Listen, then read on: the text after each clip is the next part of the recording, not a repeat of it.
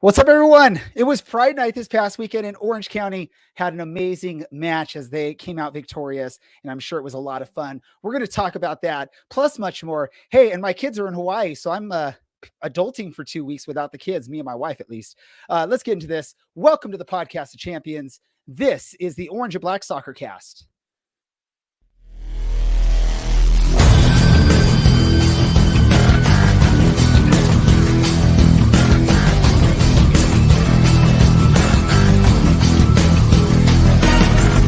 This is the Orange and Black Soccer Cast, the first and only podcast dedicated to Orange County Soccer Club, its fans, and supporters. Follow us on Twitter at OCSC_SoccerCast or on Facebook at Orange and Black Soccer Cast.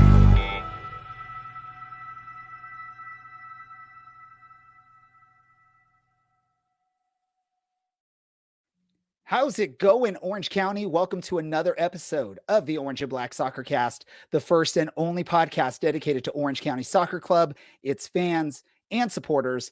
I'm your host, Ray Zamora, and I'm here to take you through this journey as we discuss all things Orange County Soccer Club. Let's see who's helping me out with this tonight. First, we've got the person originally from Reno, now in Vegas, and sporting a really nifty scarf there. That's Mr. Brad in Vegas. Brad, how you doing?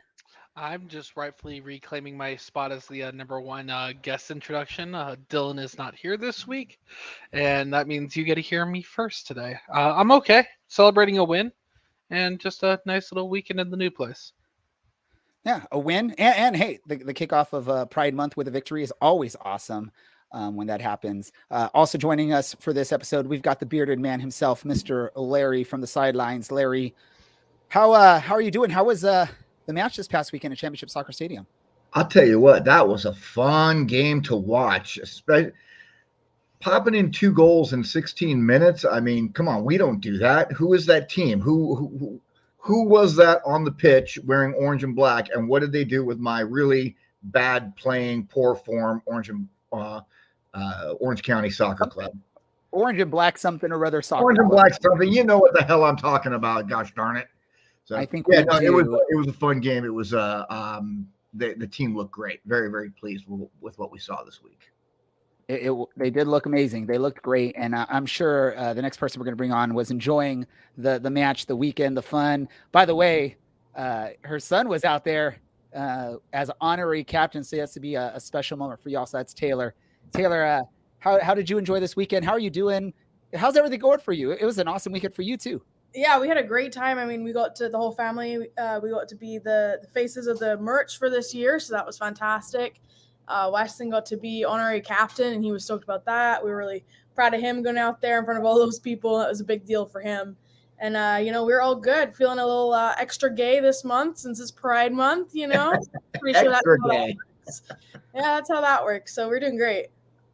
No, it's awesome. And did you know you all were going to be like the face of the franchise, the club Pride festivities and merchandise and all that fun stuff? Was that known by you and your family? Not until I think it was maybe like a couple of days beforehand. The club had reached out to us. They wanted to run something by us about Pride Night because the year before it was a little bit of a flop, to say the least. But they wanted to run some things by us and get our opinion on stuff that they were doing, which was fantastic. And then they let us know then like that was an opportunity for us if we wanted to do that. So we absolutely did. Awesome. I'm sure that was a blast. And thank you so much for your input on that because although I wasn't there, I heard it was an amazing night. I have an excuse. It was my son's 11th birthday party at Medieval Times. We took him out there, him and a bunch of friends. Then we were supposed to have this big old slumber party here. But on his actual birthday on June 1st, we had to take him to Chalky ER because he had a massive bump growing on his cheek. So they had to cut it open and drain it. So we limited his sleepover to only 2 friends because we didn't want a bunch of rambunctious 10 and 11-year-olds bonking heads and causing too much damage. And yes, too much information. Thank you, producer Andy, for letting me know. Let's talk about this soccer match. But I just wanted to let everyone know I did have an excuse for not being there. Let's talk about this match. Orange County coming up victorious at home. The only match in the month of June against RGV, which is a team at this point Orange County was battling for position there at the bottom of the table. After the result, Orange County, I believe, is now sitting third from the bottom in the Western Conference, which is awesome. And maybe this was their best performance so far of the season for, a result and whatnot. And do you all recall a few weeks back, we had Ashish on here and he said, hey, in a couple months, this team's going to be battling. They're going to be looking better. I think he was onto something there. Let me go to you, Brad. What were your thoughts on this match? And what did Orange County do to get the victory? Oh, Bradley. Oh man, what a Bradley moment. So this is a feat of two things. One, Orange County isn't committing many or mistakes. They're limiting their mistakes, and the defense is playing extremely well. But also they're doing kind of, I think, what Chapel wanted to do, but a little bit better now, where they're winning the ball in defense, and immediately they have a plan. They know where they're needing to go. And I mean, the second goal, you can just see they have a plan. Milan he's selfishly letting the ball go to Osundina, who has the easiest slot in, and they're actually they have plans. It's amazing. A month ago we were questioning what was going on, and now that we're a couple weeks into the Carlson era, you can just see the team is prepared. Yeah, it definitely looks at it, and interesting because you called out the defense actually doing a really good job out there. And this is right now without Fox in the lineup. Can you imagine once Fox gets back in the lineup, and then you have your sort of set, I think what the goal was for the starting defense, right? With Dogman, Lamb, Fox, and Nakeem, those were going to be like sort of those four defenders. Once you get the four of them on there, it's going to be a pretty good defense, which again, we won the championship a few seasons back. And that was with really good defense when you had Michael Orozco and Rob Kiernan back there. From the sidelines, Larry, or from the stadium, I don't know where you sat for this match. I don't know if you were with County Line Coalition or if you were roaming the sidelines like you do from time to time. What did you see from Orange County that really impressed you out there? Well, if you're looking at the highlights, you can see me right there behind the goal. So, I was on the sidelines last Saturday night. I think that first goal was a lot of fun because at the start of every game, I like to get the players as they're coming out so I can post the reserves, a video of that on the Orange and Black Soccer Cast story for Instagram. And then I like to get the starters. And then I like to get a little bit of the national anthem. And then I move over to get the County Line Coalition singing County Road. And then when they finish, I head down to the far end because that's the way we're typically going.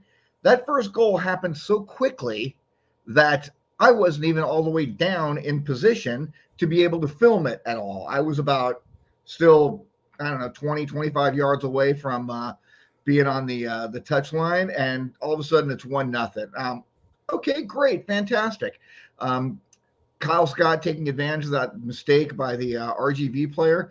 That's the kind of thing this team needs to do, is take advantage when everybody else makes mistakes. One of the things that has been killing us all year is our team making mistakes and our opponents taking advantage. And we didn't make any mistakes. As a matter of fact, we haven't made any mistakes in a while, and that is inspiring to see. I am cautiously optimistic right now about how the team looks, but I mean, one goal in 3 or 4 games, that's fantastic. Let's keep it rolling all the way through till September and later. Man, Larry's going to make me have to go back and do some editing on this podcast. Thank you, Larry. Let's go. I'm sorry. No, it's okay. It's okay. Don't worry about it. My bad. At least it wasn't an F-bomb. We've never gotten called out by Apple Podcasts or any of the other podcasts for not marking things parental advisory. And I think every once in a while, who cares? Taylor, it looks like your son is the reason why Milan Orlovsky scored that first goal, because he wished him good luck before the match. So we should give sort of an honorary man of the match to Weston there, and not just the captain or honorary captain mode. What did you think of the play out there for Orange County? And is this in fact their best performance of the season to date? I think it was really great to see them score a goal from a complete build-up all the way from beginning to end, and then 2, to have them capitalize on a mistake. So it just really showed their depth and that they were ready for any kind of situation on Saturday night. So it was great to see not just a a lucky goal. It was a talented goal on the build up, and then obviously taking advantage of things, which is something like Larry says that we haven't been able to do recently. So I think it was probably one of the better, for sure. It was one of the better, if not the best game they played. Yes. And then we look at the game flow chart. This is probably one of those matches where the stats don't quite show the story there, because it obviously looked like Orange County. I think Brad, you're the one that called it out, that OC should have won like 4-0. But you look at the XG for Orange County, it was still under 1. I honestly think this is probably one where the analytics get a little bit wrong. Orange County probably looked a lot better than the analytics are showing on here, which is awesome. The hope is what we heard from Ashish a couple weeks back or a few weeks back, is that they're turning the corner. We're going to see some improvement. The team's getting to where we need to be. And if this is any indication of it, now we got to see, do they keep this going or do they take a step back? I think we've seen a few matches where it looks like they're ready to, it looks like after a match, okay, this is going to be the run now. And then they take a step back on the next match. So that's the big important thing. And we'll talk about the upcoming match in a little bit. Who stood out for you as like the man of the match for you on this one, Brad? I'm going to go ahead and give it to Milan Olowski. I've been critical on him. He's had a couple games where he's scored and kind of been anonymous other than that. But Milan Olowski was finding all the space in the world in that game, and not just for himself. He was making the players around him look extremely good. He definitely has improved under Carlson, and he's starting to look like he did last season, although I'm happy to see that it's, instead of scoring as many goals, and he's still scoring a lot, he's also getting assists. He's also looking to make the pass instead of take the stupid shot from outside the box. And I think a team that has a good-looking Milan Olowski is a team that it performs better. And that's going to be the evolution of Milan Olowski, right? I think last year he didn't really have anyone he could rely on to score those goals, so he basically just had to do it all by himself. I think with this year's squad, he has quality teammates that can finish, and he knows that, and I think you're going to see that. Obviously, you come into the season, he maybe doesn't quite know what McNulty is going to be able to do, what Emil Nielsen's going to be able to do, but now that you have him out there, you might see some stuff. Larry, man of the match for you? I absolutely agree with what Brad said on man of the match. I was going to say we could, speaking of Emil, we'll come to that in a second, Brad. I for a large part of this game, my thought for man of the match was Shuttler. He was sitting on another clean sheet, but Milan just really stepped up his game all the way around on Saturday night. Nice, clean, easy finish. I don't remember exactly when it was in the first half, but he had that ball where he's cutting across the top of the 18, and he's trying to just get that half a yard of space that he got so many times last year to pop away with his right foot, and where he was getting it this year, but sailing it about 40 yards over the crossbar. But Saturday night, he didn't take the shot when he may or may not have had a particularly good shot, but instead of trying to force it, he then laid it off out to the right wing. And that created more of a chance going in, because he didn't just try to, put the laces through the backside of the ball and, sky it. So it was a lot of improvement on his play. He looked great all night. Shuttler looked great. And Emil Nielsen is going to be very much missed by me personally. I had gotten to know him a little bit, had some nice conversations with him. Good dude, good soccer player. Sorry to see him go. Taylor, you're man of the match here. Yeah, I mean, I'm always going to be unoriginal if I'm going last out of everyone before me. But yeah, shout out Shuttler and then Milan Olowski. They first with Shuttler, I think most improved player of the night would have been Shuttler for me. There was many a time he had it at his feet, and I was like, oh no, this is, pressure. And he dealt with it fantastically. There was no big mistakes or oh, thank goodness they didn't get that one in. So that was great to see from him. Maybe he's finding his feet a little bit more out there. But yeah, Milan taking the opportunity to give the ball to others in positions. You saw how well that worked. And I think he's maybe finding his positioning and knowing when to not shoot and when to pass. And I think that's going to make a big difference going forward for us as well. Perfect. And we'll get into the talk about Emil Nielsen here in just a bit, but I do want to talk about Pride Night. I want to get everyone's thoughts on the club so far. I know we're just 5 days, 6 days into the month, 5 days in the month. I gotta know my date here. And I want to talk about that, especially from Taylor and Larry, because you were there to experience that. I'll go to you first, Taylor. Obviously you had mentioned last year was sort of disappointing as far as, you're concerned, or from your eyes of a Pride Night. I feel like the team took this a lot more seriously this year, and it seems like it showed from what they did last night, from their marketing so far this season for the 5 days we've been in June. What are your thoughts? How did Pride Night go for you? And then let me ask this too, and you could throw it in there. Did Orange County do the right thing and play some Elton John Saturday Nights All Right for Fighting before the match? They had some good music choices. I recommended some Lady Gaga, and Lady Gaga was in there, so it was great. The Pride Night itself, the actual night was, and the game night was fantastic. I think they really upped it from the year before. It was great to see all the players out there with the shirt, the staffs with the shirt, walking in and having the flags up. The gay men's choir, they were fantastic. I remember them from last year. They were great. Follow them on Instagram now. They just thought they were super cool. And then like a bunch of different things, including like spotlights of the sponsors that are queer owned. And I thought that was fantastic.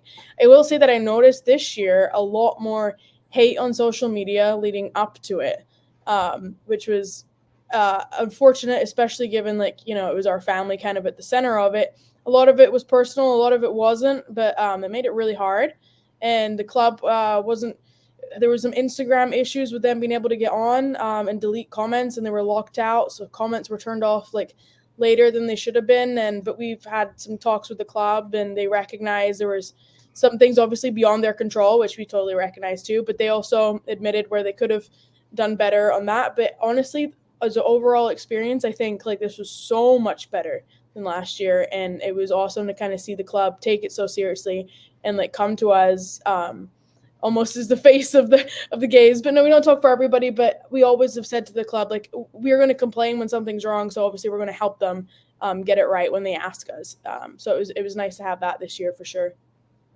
Yeah, obviously, it's sad that there's still the hate out there, and that, the club has to go and shut off comments, because obviously you'd love to be able to see all the wonderful comments, because obviously it's not all hateful comments. There's going to be positive comments. There's going to be supportive comments, ally comments. But unfortunately, you don't want to allow the negative comments to be seen and heard. So you have to sort of do those things, which sort of sucks.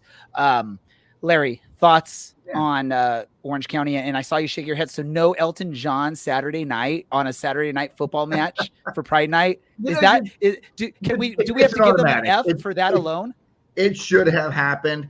And I, for one, personally, I'm a little bit disappointed in our representatives, Taylor and Ashley, for that community, for not getting that done. They should have done better.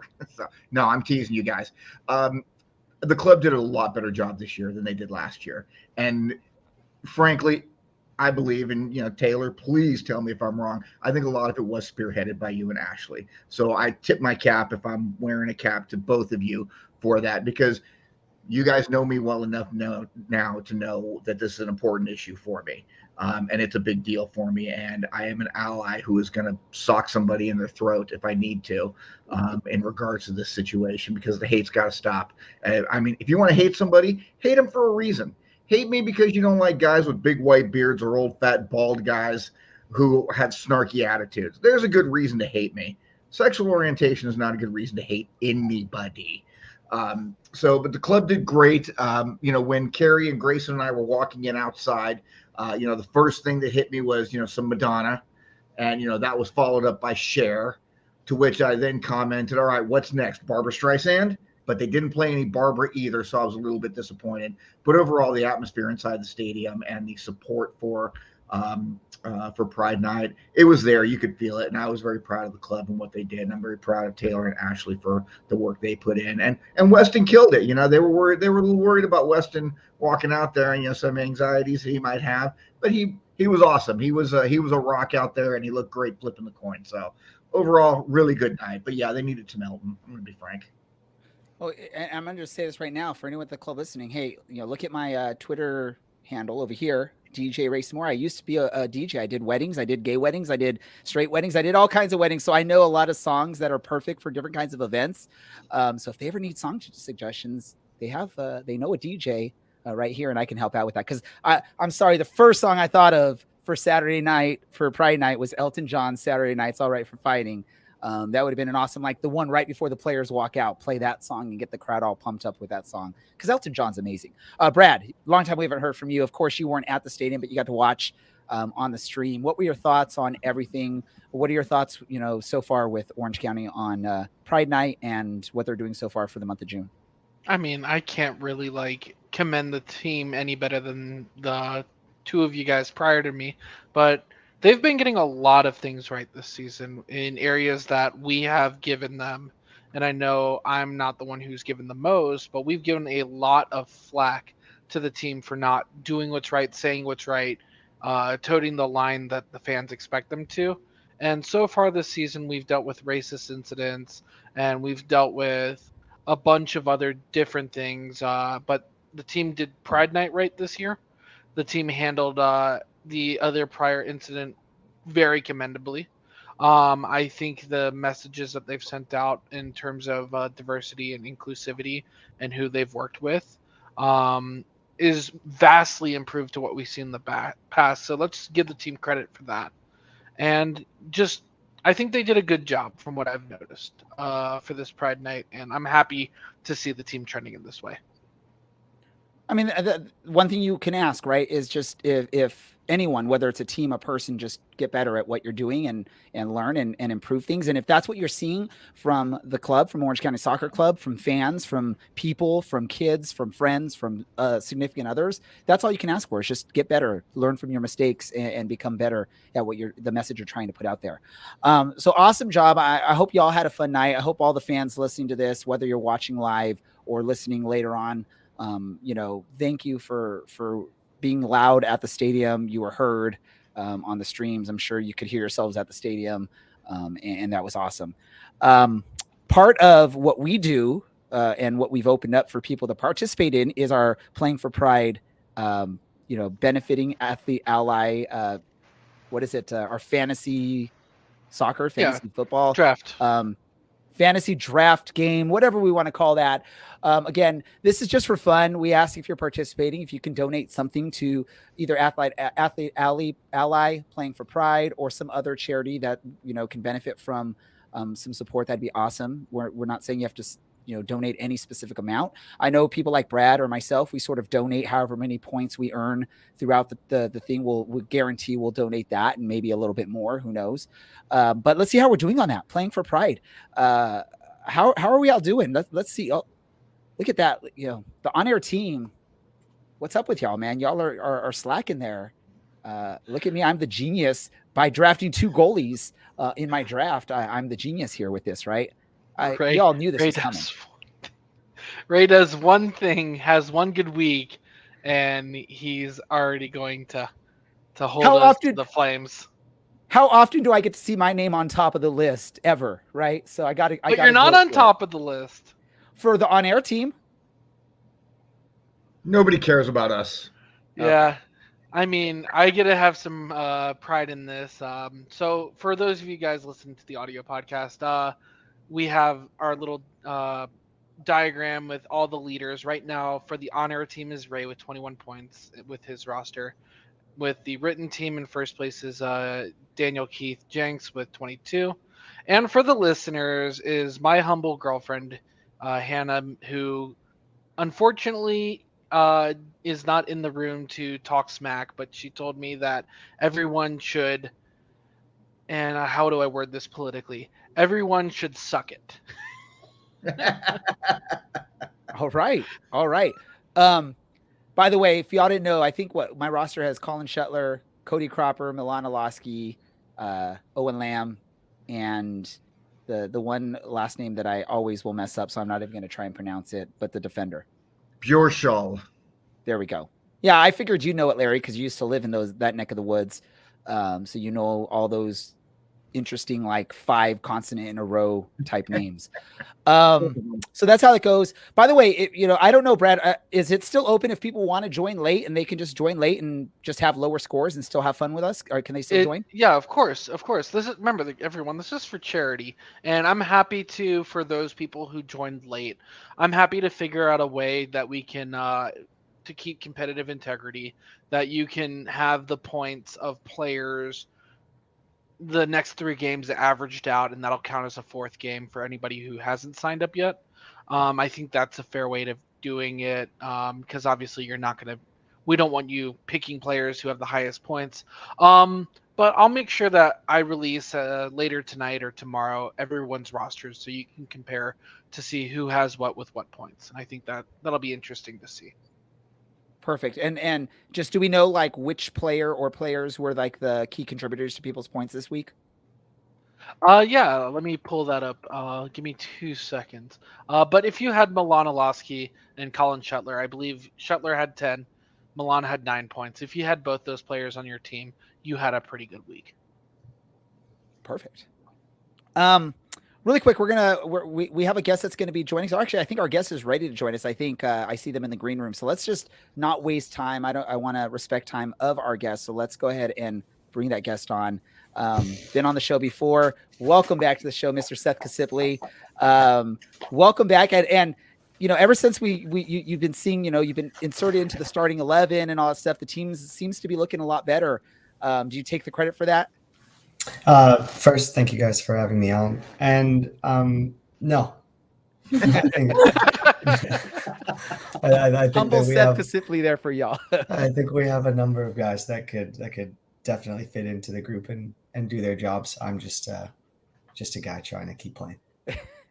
Well, let me ask you this question, because a few weeks back we had Ashish on the show, and he said, with the way the team is working under the new coaching staff, he felt confident that the team was getting better, improving. They're figuring out how to play the style that we want to play. And I believe this was like 3 weeks ago or so, and we were told in 2 months Orange County is going to be competing for their seeding in the playoffs and stuff like that. And it seems like you guys are moving in that right direction, especially with a great win this past weekend against RGV. Do you see that from what you're seeing in the training sessions, in the matches? Do you see that this group is starting to sort of click and figure out who does what best and whatnot? Is that what you're seeing on your end?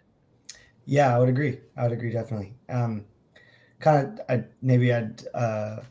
equate it to like a recipe that you make in the kitchen, and the more often that you do it, the better you get at it, the more you kind of find out which spots you can be more creative in, and maybe still get the same result. So I think that we are not a finished product by any means, but we're starting to see some consistencies in our performances and from certain guys playing certain roles. And so I think it makes it a lot easier for us to trust each other and to continue to improve.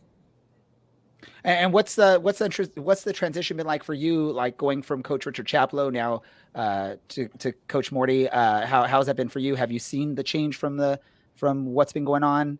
Have you seen the team sort of bonding a little bit more through that change? Because I know sometimes a shakeup like that makes a team bond a little bit more and sort of bring up the intensity in training and in matches. Yeah, definitely gonna start calling him Morty. That's for sure. And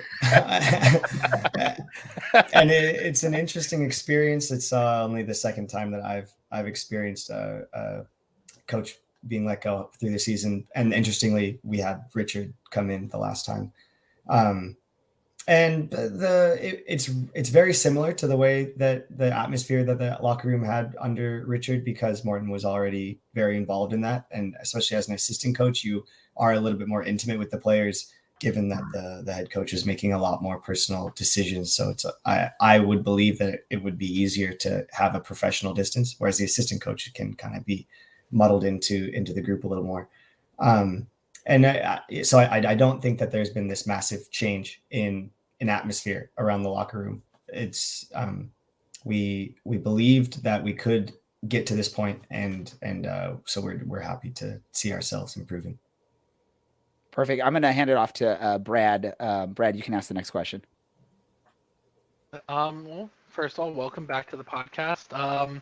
So I'm going to do a little bit of an audible, because we've had you so many times on the show. So I got a couple of questions for you.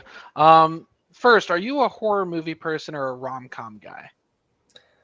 I'd say rom-com over horror. I detest jump scares.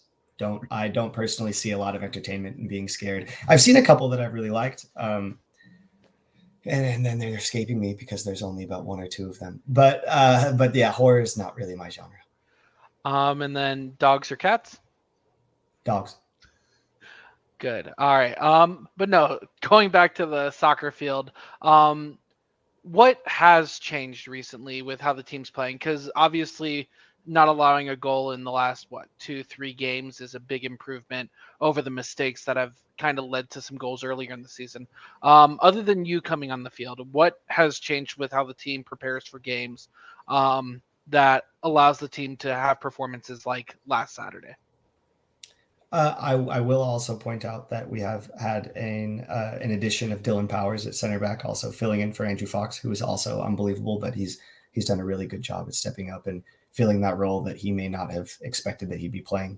And we're just really more organized. We just are more organized. It's giving us more opportunities to be consistent in our behaviors when working together. Another analogy, say, foosball, one person moves into one space to defend it as if you're holding a string attached to someone next to you. They move and keep the distances very similar at all times. That way you're always close to help somebody out. You're always close when the ball turns over. These are things that we have we've developed over time. And so just especially defensively, we are just much more organized, and it makes it a lot easier to work a little harder to help someone, because you know that there's not just one guy close to you. Maybe there's two or three. So I have a fan question for you first and a personal question. So the fan question is, on the field, what is your favorite position to play? Midfield, anywhere in the middle. We had like a 3-person midfield, a 4-person midfield. Just like being in the thick of it, get a chance to run around. Nice. And then my personal question for you is, so obviously you were like the start of that second goal, leading all the way through. Is there times that you just know that that's going to lead to a goal? Like when you make that first pass and you can just tell that it's going, and you know where it's going and where it's going to go? Or is it just kind of like I hope this one goes well? It's a good question. It's kind of like that saying, you never say never. You kind of just work in percentages. So I find it very, very satisfying to see a pass that I can play that might provide more opportunity for the person who receives it. And so I think Dylan Powers, again, he used a good phrase, passing empathy. So, you give up, maybe playing a pass on someone's right side to let them know that there's space on their right side. And I find it satisfying to, like Brian, I realize if I can get the ball as quickly to him as possible, there's going to be some space to exploit. Luckily, Daniel also saw space to exploit. And then Carede stayed disciplined on the back post, and he gets his first goal in the league, I think. Second, I'm sorry, Carede. I forgot about the towering header. So I do not know from when it starts, but I definitely hope that every time I touch it, we score. Perfect. I think that's going to go to Larry, right? Yeah. Hey, Seth, how you doing? Hello, I'm very well, thank you. Good. Thanks for having me on. Always good to see you. I can remember at that 2020 season ticket holder event meeting you for the first time and saying, "Okay, listen, watched a couple of games, and I'm looking at your last name. How the hell do you say your last name?" And you were kind enough to share that with me. So you've been a favorite of mine. You've been a favorite of my son since the day you came to this club. Mike, I have a few questions for you. But first, since you moved into the starting 11 here, I don't know if it's been 3 or 4 weeks now, your game has really elevated. It's been different level than you were in for the little bit in 2020 and in 21 and last year. What do you attribute that to right now? I mean, is it just you're a little older, a little wiser, playing a little smarter? What's going on here these last 4 weeks? You're looking absolutely phenomenal. Thank you for those compliments. That's so kind of you. I think I can attribute it to, again, mostly that organization. I feel very, very freed up. I feel like I can expend the energy that I have, and I have a good understanding that that energy is going to be used productively. Morton is very clear with what he likes and what he doesn't, and is also pretty quick to let us know when we're doing something wrong. So in trainings at times, I'll be pretty eager, and he'll kind of pull the reins back. And then at trainings at times, sometimes he'll let me know, feel free, take off, do whatever, go and use your energy for the group. And that's made me feel really good. And I've been really happy to be able to use my physical abilities for the group. I think that's just, that's where my role is right now. And it's been allowing me to express myself more. Cool. There is a fan question, a couple of them actually, that I was going to ask. In regards to the hairstyle, now you don't have to answer this part of the question, but rumor has it that you made yourself a little bit of scratch getting that haircut, and you do not have to confirm or deny anything there. But the question was this season's hairstyle an homage to 2002 World Cup Clint Mathis? I hadn't really thought of that. I had not Clint Mathis was not the inspiration. No. Okay. Whether or not I made scratch, yes, we will leave that in the dark. But I will say that people didn't think that I would do it. If that's any hint. My favorites were, I sent a picture to my dad and he told me I looked like Mr. T.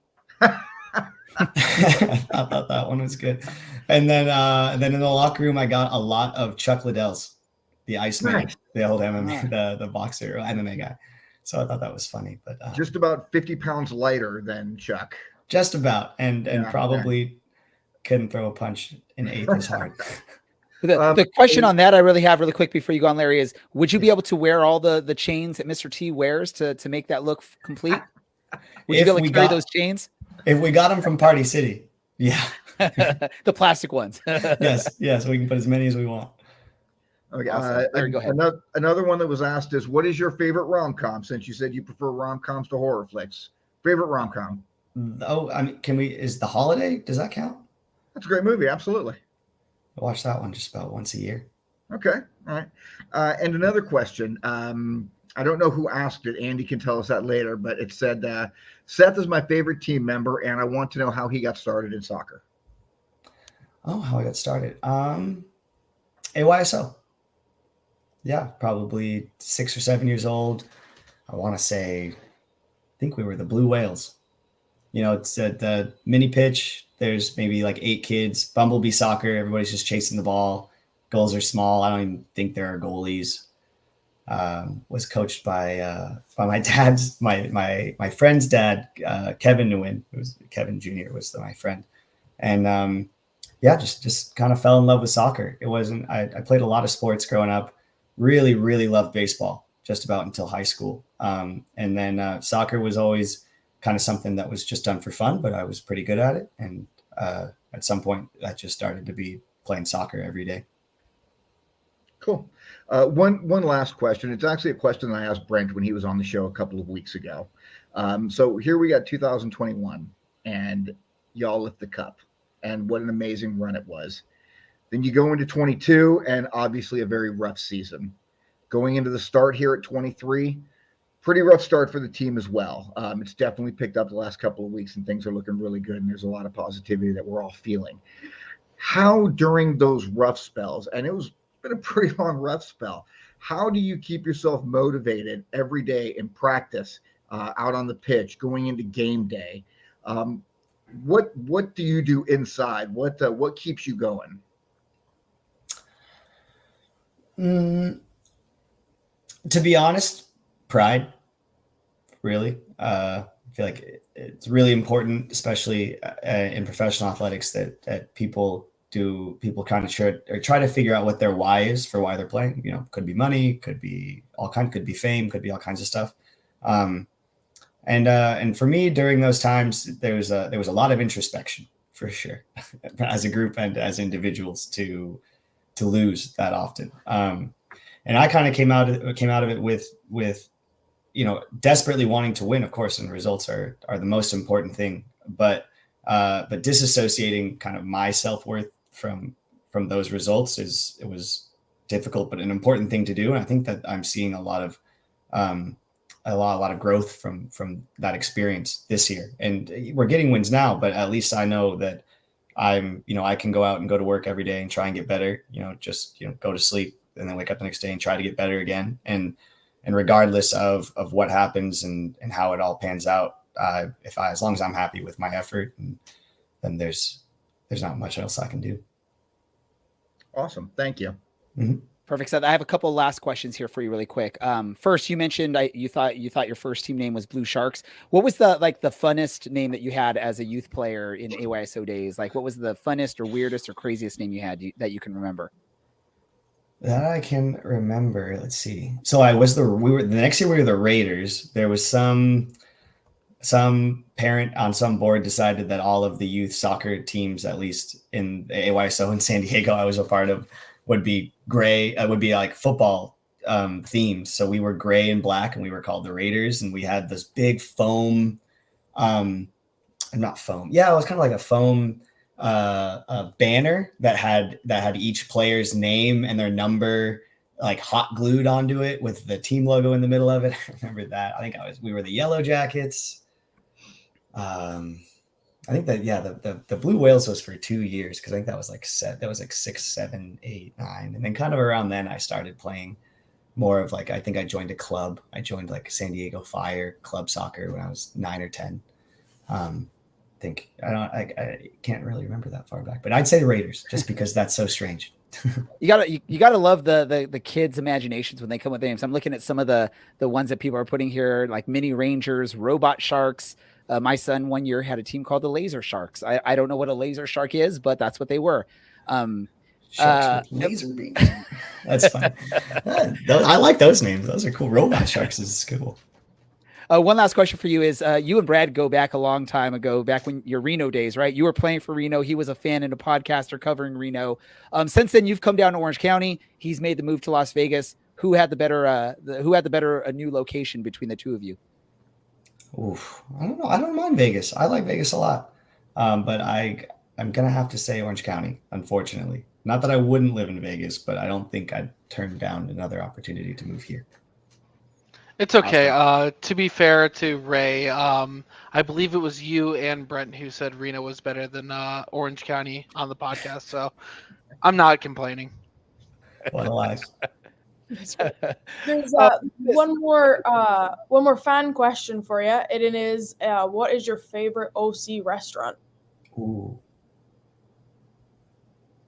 Favorite OC restaurant. And if there's more than one, you can list that too. If you can't pick. We'll categorize them just a little bit. Favorite sandwich, because I love sandwiches, is Mr. Pickles. I think it's on the corner of Dimension and Lake Forest, right next to a pastrami place across the street also. But man, Mr. Pickles, those things really good. There all the time. Love it.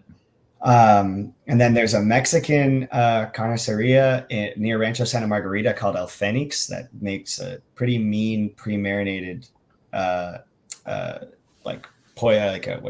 asada and al pastor. But then probably most frequented is there's an all-you-can-eat sushi place it says the road starts with an E, but it's called Tomikawa, Tomikawa, ends with an A. I'll share that secret with you guys. It's amazing. It's so good. For lunch, it's pretty easy to get a seat. We'll go there after trainings, and it's all you can eat. Nigiri, and then they've got some pretty good rolls. Tomikawa is probably my favorite restaurant. Can't go wrong with some good all-you-can-eat sushi, especially after you've put in work either at training or matches. Go refill with some rice and some raw fish. Do it, right? Any last message for the fans? That obviously you're going to be on the road for the rest of June, but any message for the fans as they're watching you on the streams, or any potential traveling fans in these matches that you have? Yeah, definitely. If you're traveling, try and make some noise, and not just so that we can hear you during games, but we'll come over and say hi to you. Thank you so much for traveling, showing us support. It means a bunch. Just to see a response, especially for some of the guys that were here last year. We we really appreciate people sticking with us, and we're glad that we seem to be getting over a hump. We know there's a lot more work to do, but thank you. I'd say keep coming out, keep being loud. We are having an absolute blast, and I think that the more that we have fun on the field, the more you guys can have fun in the stands too. So it's been really fun. Awesome, everyone. Once again, midfielder for Orange County, Seth Casiple. Seth, thank you for joining us as always, and we look forward to talking to you again soon. Thanks for having me on, guys. Vamos azules, huh? Brad bringing out the old scarf. Vamos azules. Oh, awesome. Let's get to this. Awesome to have Brent here, but we have a couple things to discuss. We want to look ahead to our next match, but we also want to talk briefly about the news earlier today. Emil Nielsen and the club parting ways. A little disappointing, but probably when you look at it, this roster has a lot of attackers on it. So it was probably just tough to get the minutes. And I think if you're Orange County, with the way Corday and Bryce Jamison have looked, you want to give them as much of an opportunity as you can, because they are those opportunities to, add some value, and then eventually they move on to bigger and better things, it looks like. Thoughts on that really quick on Emil's time with Orange County? Are we disappointed that he's gone? I'll go to you first, Brad. I mentioned it last week on our conversation with Marcus Knockham. There's a lot of mouths to feed in that offense, and I think for once we're finally able to say an injury or a player departing is not the end of the world. We have Jamison, Osendina, Milanowski, Sparky McNulty, Thomas Among, all ready to fill those shoes in the striker position. And yes, Emil Nielsen was a quality player. He still is. From what I understand, this is more homesick than playing time and maybe a bit of injury. But it's sad to see him departing. I think he was by far the number 2 that we had in our team. If Milanowski's number 1, I think Emil Nielsen was number 2 for most of the season. But I'm not worried about the next man up. I know we have a lot of quality up there. Taylor, your thoughts? Yeah, I don't really think I could have said it better myself. I personally never actually had any conversations with Nielsen, but from everything I've heard, he was a great guy, like on and off the field. It's definitely going to be someone we miss. I feel like he's made an impact. I know Brad's a stat guy, and he gave us stats earlier in the Discord, but he'd made an impact, and then I don't think that it was unnoticed. Even in the games that we lost, like, he was still making positive impacts on the field, so I think we will miss him there. But like Brad said too, we have a lot of quality players that can fill in right there, so I think we'll be okay. Larry, anything to add? No, I said what I wanted to say about Emil. I think he's a great guy and a terrific human being and a really, really outstanding soccer player. And a lot of mouths to feed, absolutely, no question. And there's just, sometimes these things happen. You don't want them to, but they do. There we go. Upcoming for Orange County, if they can take what they did here against RGV and continue on with this momentum. Was it now 2 straight clean sheets, 3 points or 4 points, I guess, through that. Now you're heading out to Colorado Springs, and an always tough match because of the altitude difference and all that. What do we think? How's Orange County going to come out with 3 points against Colorado Springs, Brad? So right now, Colorado Springs is on the down and down. They started off the season quite hot, but since then they've lost their last 5 games. All these games were, I think, 1-goal games. But as long as Orange County plays what they have, they've come in, they've been stealing the ball. I mentioned in the comments section earlier that Dogman and Kyle Scott are winning the ball back convincingly through some amazing tackles. I know Scott had a tackle this past game where he just pokes the ball away and he's already off to the races.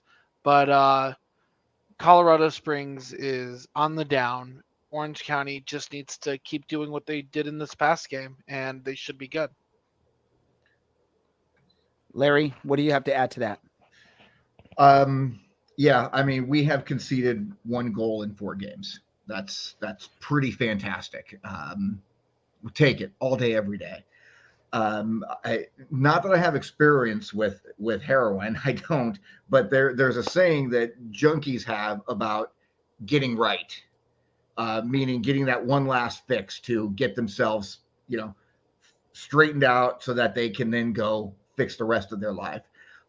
These next three games that we have, Colorado, Tulsa, Detroit, these are teams that are not powerhouses in the East and the West. These are teams that are struggling. Detroit's won a couple in a row, yes, but these are teams that are lower tier in the divisions. These next three games are where Orange County Soccer Club needs to get themselves right in order to compete in July, August, September, into October for a playoff spot. We get a significant amount of points over these next three games. I don't know, at least 6 in the next 3 games. The team's gotten themselves right. They've gotten their fix, and they're going to get ready to roll into the latter part of summer. Colorado hasn't looked good. I actually watched one of their games, and they looked like an absolute mess. And as long as Colin sticks good between the pipes, as long as we can keep feeding Milan the ball in there and he's not taking wild shots, keep that solid midfield and that solid defense, because Foxy should be back soon as well. This is a very good team. It's a very, very good team. We get right here in the rest of the month of June. This is a dangerous team going into the summer. Taylor? Yeah, I mean, I know last year when we were on the down, we kept being like, that's going to feed us to get a win, and it never really happened for us. So I'm going to go that's going to happen in this situation for Colorado Springs, and it's just not going to come back. And I think that we're going to get that win. By how much, I'm not sure yet. I know that I do have a little fear with OCSC that sometimes if we're playing an opponent that's playing really bad, then we play really bad. So I'm hoping that that's not the case this time around. But either way, I do think we'll still get that win. Perfect. Predictions for this match. Who wants to go first? I'll let you all pick. Go ahead, Brad. All right. Well, since I'm being thrown under the bus first, I'm gonna go 3-0. Really quick, Brad. Orange County. Really quick, Brad. Okay, you already gave that score, but before we got to see what the standings look like before we actually make our predictions, because we didn't do that at the end of the last discussion here. So currently, this is not something that I'm doing good at, is the predictions, unfortunately. But playing for pride is what means everything. So who cares about these predictions here? I don't know if we have those, Producer Larry. Producer Andy has stepped away for the moment. So here we go. I'm going to do the producer work. Look at that. I am magical. I can control it too. Here is what we have for our current standings in the Playing for Pride. Taylor is the smart person, but Taylor, I'm winning Playing for Pride. This is just the prediction results here. So yeah. I know I feel pretty, let down in myself that I'm not winning Playing for Pride, but it's okay. I'm winning on the. You still have 3 more matches to try and beat me. Yeah, I do. That's true. So Taylor is leading the on-air team. For the writing team, it looks like there's a little bit of a lull in the writing team, because I think the writing team was doing really good early on, and now there's sort of that lull with Nathan there in the lead for that. And then the listeners community at large, look at that. Is it Joshua and Lucas and Kayvon? Kayvon has been in top pretty much this whole season at this point, but Lucas is up there. Joshua's up there. A few of you in the 20s, Chuck, Logan. So, this is what we're playing for. So I heard Brad was saying that he's going to go 3-0 Colorado Springs, I think is what he said. Yeah, I said 3-0 Colorado Springs, and I want to go against Milan scoring first, but he scored first in, I think, all but 1 or 2 games that we've had goals in, so I'm going to have to go with Milan. So honestly, you said 3-0 Orange County, not 3-0 Colorado. Yes. I was messing with you, trying to mess you up there. Let's go. Taylor, what is yours? I'm going to go 1-0 win OCSC. Larry? 2-1 County, and Emil Nielsen scores the first goal.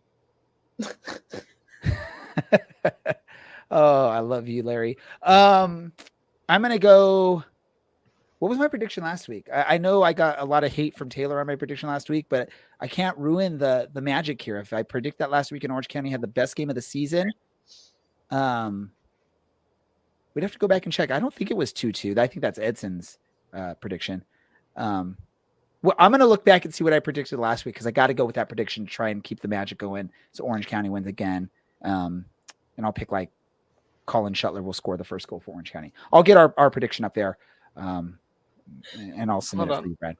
I got you, Ray. Okay. What was your it? prediction last week was 1-2.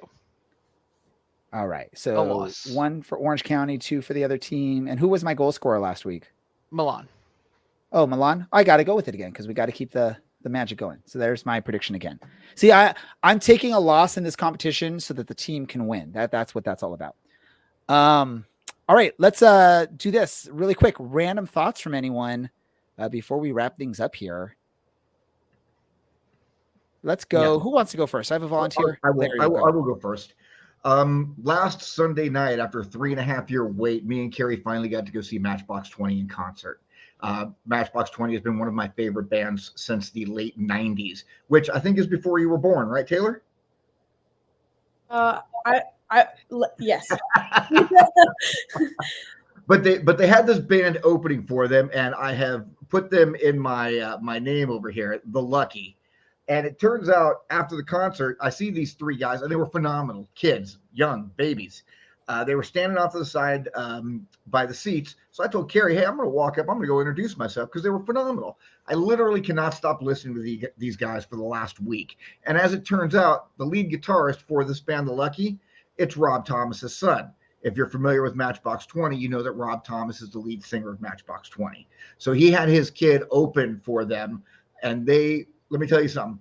He didn't need to have nepotism to have his band open for Matchbox 20. They are that good. Everybody, do yourself a favor. Go on Spotify. Check out this band. Do yourself a favor. And remember when they are massive 5 years from now that I told you first. There we go. And since you seem to be friends with them, find out if they like local soccer there, Larry. Brad, what's your random thought for the following evening? them on Instagram and conversing with them occasionally? I will ask the question and I will let you know next week. Okay, Logan. My random thought is if you guys had a moment to watch last weekend's the soccer tournament in Cary, North Carolina, the 7-on-7s, quite entertaining. And, you know, there were some big name teams in there, some small teams, and one of those small teams, I don't remember the name of the team, took home the $1 million and probably the most splendicularly casual goal I've ever seen. Is this that TST thing or something like that? Yeah, TST. Okay, cool. Yeah, Newton FC. Maybe we should put together a team for our podcast. We could be Orange and Black Soccer Cast FC. We can go do Well, that. if we have the conditioning of you going into this episode. Larry's calling out goalie when we have Taylor here. That's like a professional goalie. Yeah, she's 23. She can still go out and run. I'm an old fat guy. I'm staying between the pipes. I cover more space than she does. He's like a hockey goalie without the pads. Exactly. Taylor, what is your random thought for this evening? Well, I first would like to clarify that I was born in the 90s, just in case there's any confusion right there. Thank you. I get to say I'm a 90s kid, even though I was only there for a little while. Anyway, random thought of the night is we are very much looking forward to attending the Orange County Pride Night with the Pride Parade with OCSC, which is happening June 24th. Where? I don't know because I'm not the person with details, but it's in Santa Ana, and I'm sure Ash will put in the comments something about that. But I'm looking forward to it, and I'll be there, and so will the team. So we're very excited for it. Awesome. Yeah. Hey, Taylor, I feel you. I say I'm a 70s kid. I was born in October 1979, so I can say I was born in the 70s. My random thought for this episode is if you haven't been on our website lately, we've worked out with County Line Coalition. We've opened up a page on our website that has a list of some of the chants with words and whatever recordings we have of some of those chants. So for those of you that don't sit with County Line Coalition, don't quite know the words to the songs, this is your opportunity now to be able to pull them up at matches, before matches. Go ahead and listen to some of the songs, learn them, chant with the team. It includes the, favorite, at least the chorus part of County Roads, but it has the full lyrics. And you can always just download the original version and just sort of sing the lyrics along with it. But it's a good opportunity to sort of learn these chants, learn the lyrics, learn all that fun stuff. So go ahead and check that out. You can go to OCSCpodcast.com/county-line-coalition. And I'm going to work on making that a little bit easier. I'm going to probably just make it like CLC, but it's not there yet. So I'll work on that. I'll let y'all know. Stay on our socials for that. Lastly, I want to thank y'all. I want to thank our guest, Seth Casiple, for taking some time to join us on this episode. Awesome job, Brad. Some great questions there for him. I know it's funny. Brad always jokes. Like he loves when we bring on these old Reno players because he has this hidden long time relationship with a lot of these players that we've had, including Brent Richards and Seth Casiple. But they're great people, and obviously they knew you back in the days. It's awesome.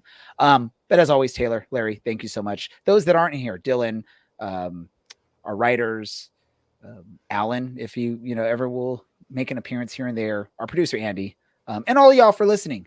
We appreciate that, for y'all participating in the chats, throwing in some questions, some thoughts. We love it. This is the Orange and Black Soccer Cast, and we are out. Oh,